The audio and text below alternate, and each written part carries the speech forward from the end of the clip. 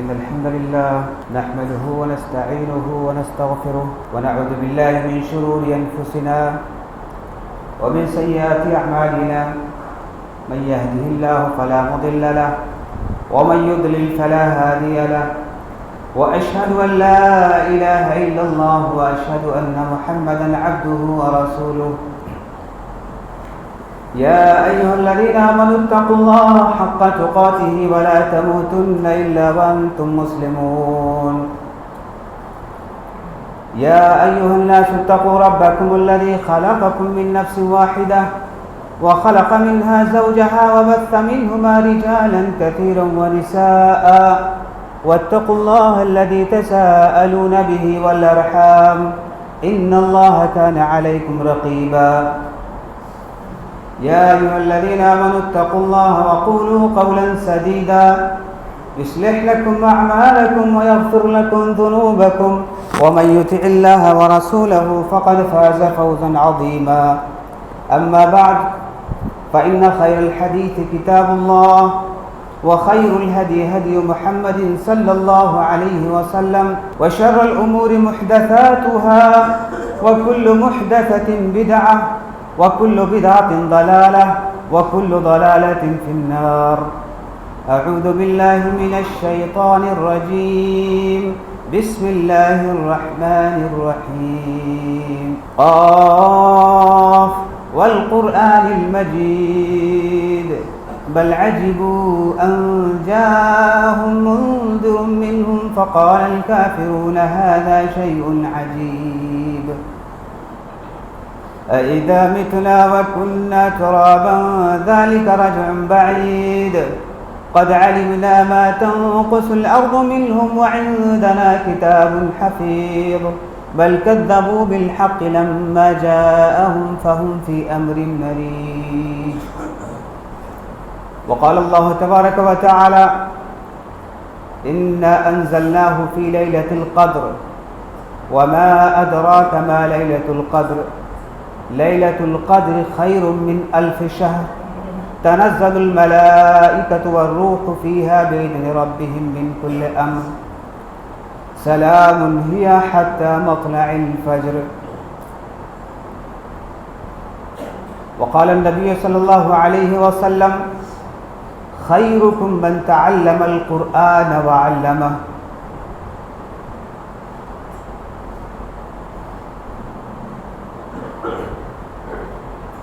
معزز و محترم سامعین کرام، اللہ رب العالمین کا بے پایا شکر و احسان ہے کہ اس نے ہمیں مسلمان بنایا۔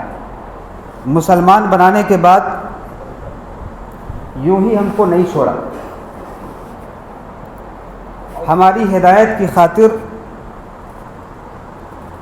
ہماری رہنمائی کی خاطر محمد عربی احمد مجتبیٰ صلی اللہ علیہ وسلم کو مبعوث کیا، بھیجا، اور اس نبی کو ایسا مذہب دے کر بھیجا جس مذہب کا سب سے بنیادی تعلیم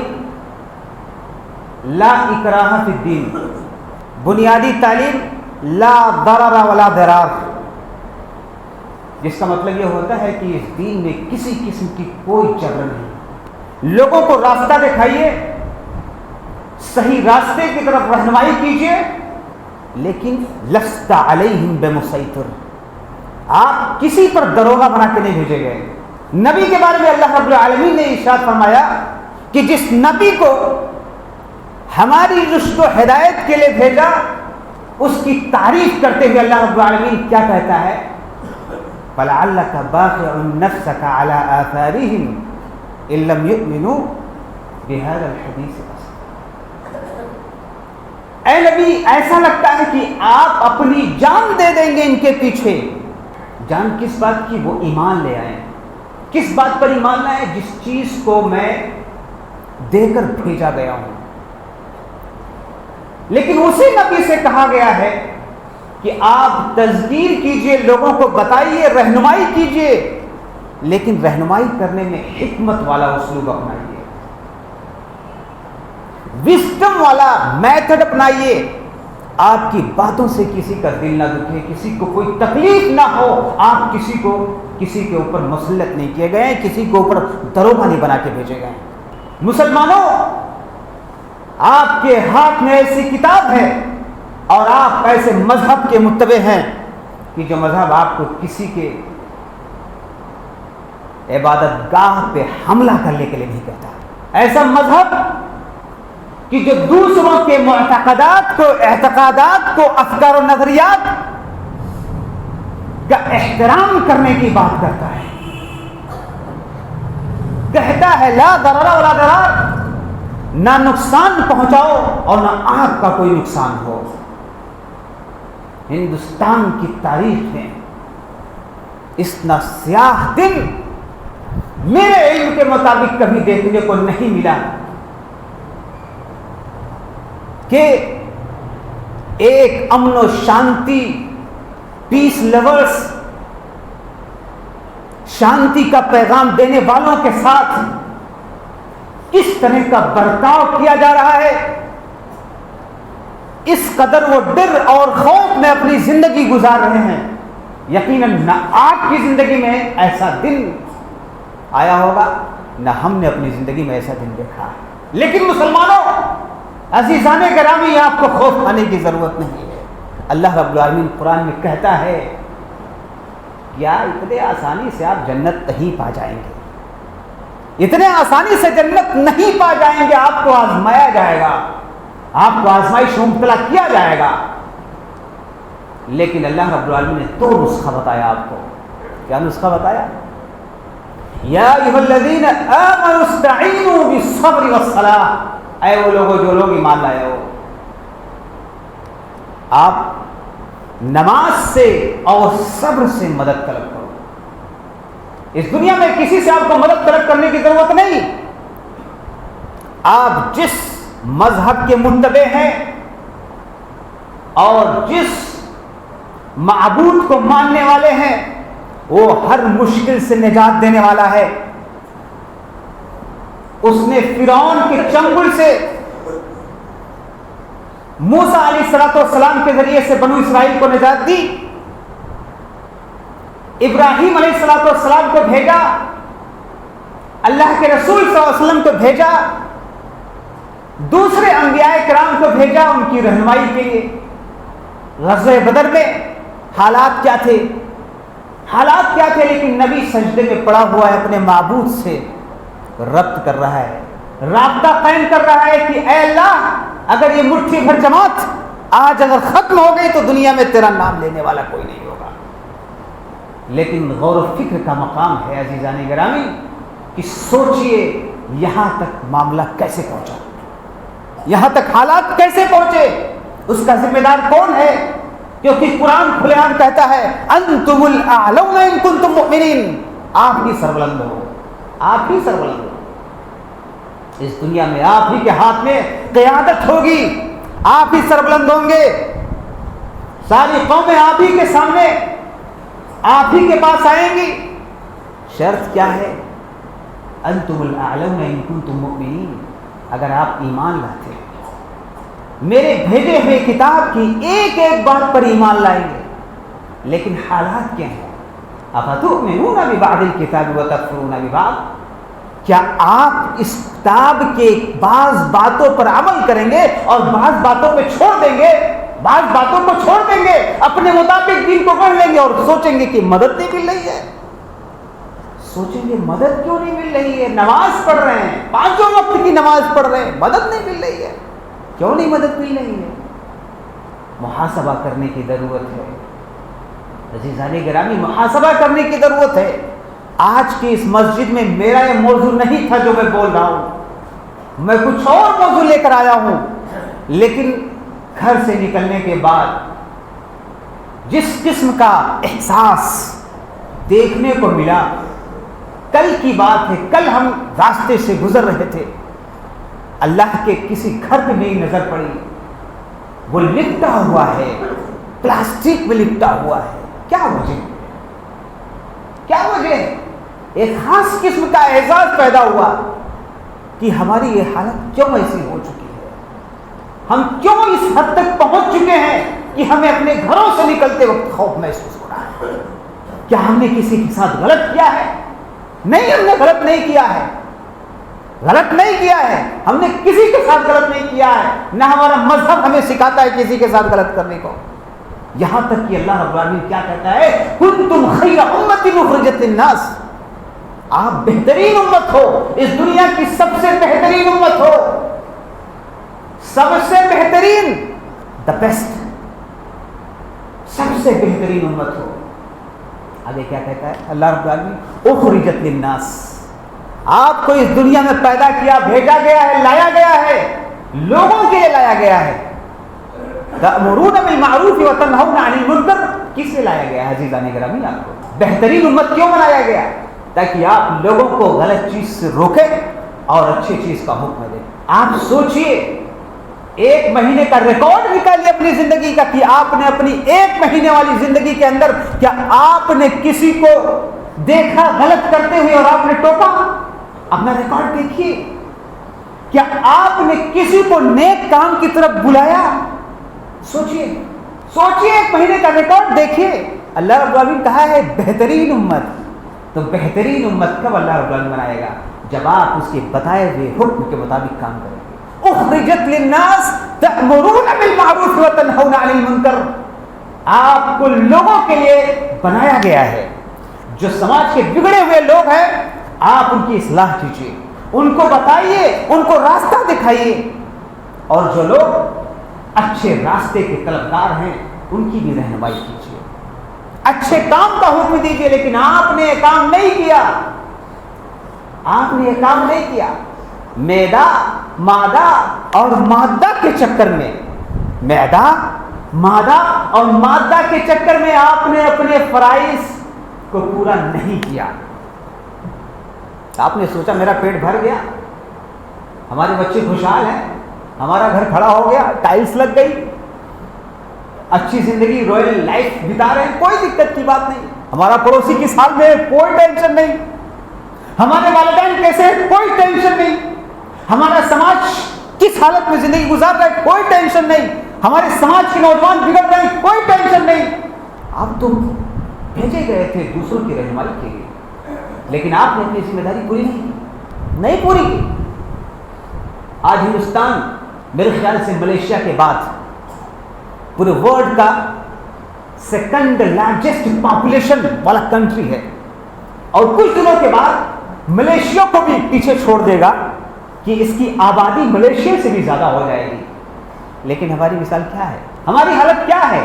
اللہ کے رسول صلی اللہ علیہ وسلم کی ایک حدیث سے آپ سمجھ سکتے ہیں، یوشک الامم ان تداعى عليكم كما تداعى الاكلة على قصعتها قال قائل من قلة نحن يومئذ قال بل انتم يومئذ كثيرون ولكنكم غثاء كغثاء السيل ولينزعن الله في صدور عدوكم المهابة منكم وليقذفن في قلوبكم الوهن قال قائل وما الوهن يا رسول الله صلى الله عليه وسلم قال حب الدنيا وكراهية الموت۔ عزیزان گرامی، آج کا میرا ٹاپک تھا قیام اللیل۔ قیام اللیل میرا ٹاپک تھا، میں سوچ کے آیا تھا کہ آج اسی پر بولوں گا، لیکن میں آن دی اسپوٹ یا حالات سے متاثر ہو کر میری زبان سے اس طرح کی باتیں نکل رہی۔ اللہ کی قسم دل رو رہا ہے، افسوس کا مقام ہے ہماری حالات کیسے ہو چکے ہیں، ہم کس مقام پر پہنچ چکے ہیں۔ تعداد میں ہم کم نہیں ہیں کسی سے، ہماری تعداد کم نہیں ہے، مین فورس ہمارے پاس اسٹرانگ ہے، سب کچھ ہے، ایمان بھی الحمدللہ مضبوط ہے۔ ہم ایک دوسرے کو دیکھ کر اپنے ایمان کو مضبوط کر سکتے ہیں، ایک دوسرے کی تذکیر کر کے، ایک دوسرے کی تقریر کر کے ایمان کو مضبوط کر سکتے ہیں۔ تعداد میں ہم کسی سے کم نہیں ہیں، ایمان میں کسی سے کمزور نہیں ہے، دین میں کسی سے کمزور نہیں ہے۔ یہ ذات حیات قرآن دنیا کی سب سے اسٹرانگ بک ہے، سب سے زیادہ پڑھی جانے والی کتاب ہے، معجزہ ہے، لوگوں کے سینے میں محفوظ ہے۔ کوئی ایسی کتاب اس دنیا کے اندر نہیں ہے کہ سب سے زیادہ اس کتاب کو یاد کیا گیا ہو۔ اللہ رب العالمین نے اس کتاب کو اس لائق بنا دیا ہے کہ آپ اس کتاب کو یاد کر سکو۔ لیکن کیا کرنی ہے اس حدیث کے اندر، سمجھنے کی کوشش کیجیے، سمجھنے کی کوشش کیجیے کہ ایک وقت آئے گا امتیں آپ کے اوپر ٹوٹ پڑیں گی، ایسے ہی کہ جیسے دسترخوان پہ ٹوٹ پڑتی ہے۔ کوئی حیدرآباد بریانی بن کے آتی ہے یا لکھنوی بریانی سامنے آتی ہے تو لوگ ٹوٹ پڑتے ہیں، ایسے ہی حالات ہوں گے آپ کے۔ یوشک لهم ان تداعى علیکم کما تداعى العقلۃ علی کساتہ، کہ جس طرح کھانے والے ٹیبل پہ دسترخوان پہ ٹوٹ پڑتے بھوکا ہوا انسان، ایسے ہی لوگ آپ پہ ٹوٹ پڑیں گے، ایسے ہی لوگ ٹوٹ پڑیں گے. نہ ہماری عزتیں محفوظ رہ پائیں گی، نہ ہمارے گھر بار محفوظ رہ پائیں گے، نہ ہماری وقف کی ہوئی زمینیں محفوظ رہ پائیں گی. وقف کی ہوئی زمینیں، اوقاف، آج کل ان کے مسائل چل رہے ہیں، نہیں محفوظ رہ پائیں گے. نہ ہماری بہنیں، نہ مائیں، نہ بیٹیاں، کوئی محفوظ نہیں رہ پائے گا اگر حالات اس طرح کے رہیں گے. نبی صلی اللہ علیہ وسلم نے کیا کہا؟ یوشک لهم ان تداعى علیکم کما تداعى العقلۃ قال قائل بالقلۃ نحن یومئذ. تو نبی صلی اللہ علیہ وسلم سے کسی نے پوچھا، اے نبی کیا اس وقت ہماری تعداد کم ہوگی؟ تو نبی نے کہا قال لا بل انتم یومئذ کثیرون، ان دنوں آپ کی تعداد بہت ہوگی، ولکنکم غثاء کغثاء السیل، لیکن آپ کی مثال جھاگ کے مانند ہوگی. جھاگ، جھاگ، صابن سے کپڑا دھلتے جو جھاگ نکلتا ہے، جھاگ نکلتا ہے، معمولی کی ہوا چلتی ہے اور وہ جھاگ ختم ہو جاتا ہے. وَلَكِنَّكُمْ غَثَاءٌ كَغَثَاءِ السَّيْلِ، سیلاب جب آتا ہے تو سیلاب کی وجہ سے کچھ جھاگ بن جاتے، اسی جھاگ کے مانند آپ ہوں گے. وَلَيَنزَعَنَّ اللَّهُ فِي صُدُورِ عَدُوِّكُمُ الْمَحَابَةَ مِنكُمْ وَلَيَقْذِفَنَّ فِي قُلُوبِكُمُ الْوَحْشَةَ. آپ کے جو دشمن ہوں گے ان دشمنوں کے دلوں سے آپ کا خوف اللہ رب العالمین نکال دے گا اور آپ کے دلوں کے اندر کمزوری ڈال دے گا. صحابی نے پوچھا عمر بہن یا رسول اللہ صلی اللہ علیہ وسلم، وحی کیا ہے اللہ کے رسول صلی اللہ علیہ وسلم؟ تو اللہ کے رسول صلی اللہ علیہ وسلم نے کیا کہا؟ حب الدنیا وکراہیت الموت، دنیا کی محبت اور موت کی ناپسندیدگی. دنیا کی محبت آج سمائی ہوئی ہے، ہر آدمی بھاگ رہا ہے، دوڑ رہا ہے، زیادہ سے زیادہ کما لو، زیادہ سے زیادہ کما لو، لیکن حلال حرام کی تمیز نہیں. اللہ رب العالمین پیسہ کمانے سے منع نہیں کرتا، پیسہ کمانے سے منع نہیں کرتا. پیسہ خوب کمائیے، آپ پیسہ کمائیں گے تبھی مساجد اور مدارس چل پائیں گے. پیسہ کمائیں گے تبھی آپ کا گھر چلے گا، پیسہ کمائیں گے تبھی آپ مضبوط ہوں گے. آپ کو سیاسی اعتبار سے بھی مضبوط ہونا ہے، سماجی اعتبار سے بھی مضبوط ہونا ہے، اقتصادی اعتبار سے بھی مضبوط ہونا ہے. لیکن حب دنیا کا مطلب یہ ہوا کہ دنیا کی محبت میں، دنیا کے اندر جو اللہ رب العالمین نے چارمنگ دے رکھی ہے، چارمنگ، خوبصورتی، آپ اس کے پیچھے پڑ جائیں، اس کے پیچھے پڑھ کے اللہ رب العالمین کو بھول جائیں، اس کے پیغام کو بھول جائیں، اس کی کتاب کو بھول جائیں، اس کے نبی کو بھول جائیں. اگر وہ کتاب جو آپ کے ہاتھ میں ہے، اس کتاب کو پڑھنے کے بعد آپ کے معاملات ٹھیک نہیں ہیں، آپ کے عبادات میں بدعات پائے جاتے ہیں، آپ کے عقیدے کے اندر شرک پایا جاتا ہے، آپ کے مال کے اندر حلال اور حرام کی آمیزش کوئی فرق ہی نہیں ہے، کیا مطلب ہوا؟ یہی ہے حب الدنیا و کراہیت الموت، یہی ہے حب الدنیا، یہی ہے دنیا کی محبت. کراہیت الموت، موت سے خوف، موت سے خوف. اللہ رب العالمین نے آپ کو خیر امت بنایا تھا نا کہ جائیے اپنے پیغام کو دوسروں تک لے کے جاؤ، دوسروں تک لے کے جاؤ، دوسروں تک چھوڑیے، اپنے پڑوسی تک بھی اپنی بات نہیں کہہ پاتے. اپنے گھر کے باہر کوئی برجا بناتا ہے، گھر کے باہر گھر سے نکلنے کے لیے دروازے کے سامنے جو سیڑھی بناتا ہے، ایک پڑوسی اپنے پڑوسی کو نہیں روک پاتا ہے کہ کیوں آپ بنا رہے ہیں، آپ کی زمین تو یہیں تک ہے، کیوں آپ آگے بڑھ رہے ہیں، کیوں بڑھ رہے ہیں؟ ایک پڑوسی اپنے پڑوسی تک کو بھی نہیں کہہ پاتا ہے. ایک اس منبر پہ کھڑا ہونا، اس امامت کے مقام پہ کھڑا ہونے والا امام اس بات کو نہیں کہہ پاتا ہے کہ بھائی صاحب آپ غلط کر رہے ہیں. یہ اوپن سیکرٹ بتا رہا ہوں، تلخ حقیقت، تلخ حقیقت. جب قرآن پڑھنے سے ہمارے اعمال اور ہمارے ایٹیٹیوڈ کے اندر کسی قسم کا بدلاؤ نہیں آ رہا ہے تو ظاہر سی بات ہے. ایسی کتاب دنیا کی سب سے عظیم کتاب تھی اور اس کتاب کی وجہ سے آپ کے دل پہ کوئی اثر نہیں پڑ رہا. کراہیت الموت، موت کا خوف. حق بات جب بھی کسی کے پاس لے کر جائیں گے تو حق بات کو قبول کرنے سے پہلے وہ انسان آپ پر اٹیک کرنے کی کوشش کرے گا. امیڈیٹ ایکسپٹ نہیں کرے گا، وہ فوراً اس کو قبول نہیں کرے گا. کسی کے پاس بھی حق بات لے کر جائیں گے، کسی کے پاس نہیں، اٹیک کرے گا تو آپ کی جان کا بھی خطرہ، آپ کی عزت کا بھی خطرہ، آپ کے مال کا بھی خطرہ، آپ کے مال کا ضیاع ہو سکتا ہے.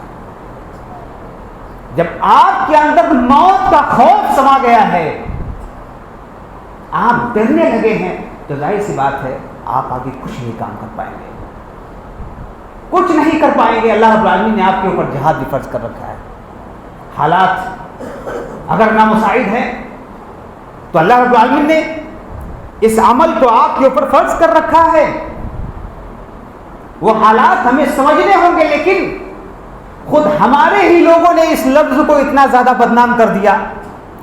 جو سیکولر مزاج کے لوگ تھے، کھلے دماغ کے لوگ تھے، بددین قسم کے لوگ تھے، قرآن کے آیتوں کا کنٹیکسٹ نہ پڑھ کے، نہ سمجھنے کی وجہ سے قرآن کے معنی کو ادھر سے ادھر لوگوں نے کر دیا ہے۔ عزیزان گرامی، یہ باتیں تھیں جس کو میں نے آپ کے سامنے کہنا مناسب سمجھا۔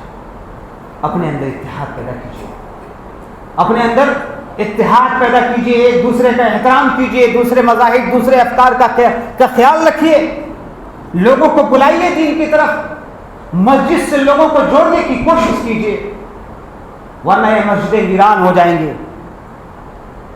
سلولی بہت آہستہ آہستہ آپ کو کمزور کرنے کی ہر ممکن کوشش کی جا رہی ہے۔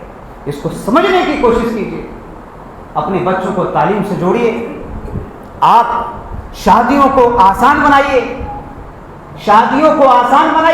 اس میں خرچ ہونے والا پیسہ اپنے بچوں کے تعلیم میں خرچ کیجیے۔ تعلیم ہی آپ کو اس دلدل سے بچا سکتا ہے، ورنہ اس دنیا میں کوئی طاقت نہیں۔ آپ کو دنیاوی تقاضے بھی پورا کرنا ہے، اللہ رب العالمین سے دعائیں بھی کرنا ہے، ربنا آتنا فی الدنیا حسنۃ وفی الآخرۃ حسنۃ وقنا عذاب النار۔ آپ کو دعائیں کرنی ہے کہ اللہ رب العالمین اس دنیا کے اندر جو اچھی چیز ہے وہ مجھے دے، عطا کر، اور آخرت کے اندر جو اچھی چیز ہے وہ ہم کو عطا کر۔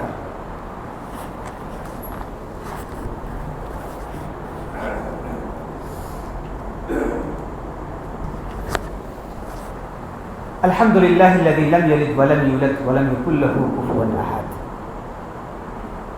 ایسی کتاب کہ جب اللہ رب العالمین نے اس مشین کو پیدا کیا، اس مشین کو آپ جتنے لوگ اس مسجد میں بیٹھے ہوئے ہیں، یہ سب کی سب ایک مشین ہے، اللہ رب العالمین نے پیدا کیا۔ جب اللہ رب العالمین نے اس مشین کو پیدا کیا تو پیدا کرنے کے بعد آپ کے ہاتھ میں ایک مینول دے دیا، اور وہ مینول کیا ہے؟ قرآن۔ ایسے ہی جیسے آپ مارکیٹ میں جاتے ہیں، کوئی موبائل خریدتے ہیں تو ڈبے کے اندر ایک چھوٹا سا کاغذ رکھا رہتا ہے، اس کاغذ میں لکھا رہتا ہے، بردر بھائی صاحب اس موبائل کو اگر استعمال کرنا ہے تو اس کاغذ میں پڑھ لو اچھے سے کہ اس کاغذ میں کیا لکھا ہوا ہے۔ اگر اس کاغذ کو پڑھ کے اس موبائل کو چلاؤ گے تو آپ کا موبائل صحیح چلے گا، بیٹری کیسے لگانا ہے آپ کو پورا اس کے اندر سسٹم بتایا گیا۔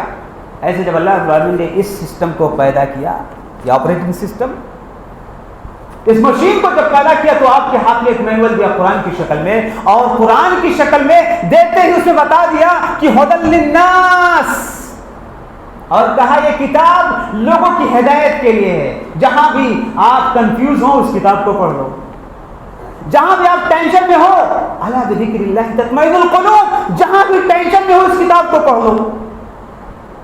دنیا کے ٹینشن، دنیا میں آپ کے دوست یا دنیا میں بسنے والی چارمین آپ کو آپ کے ٹینشن سے مکت نہیں کر سکتی۔ یہ قرآن ہے، قرآن، یہ کتاب جو آپ لے کر بھیجے گئے ہیں، اس کتاب کے اندر فیہ شفاء للناس، اس کتاب کے اندر شفا ہے۔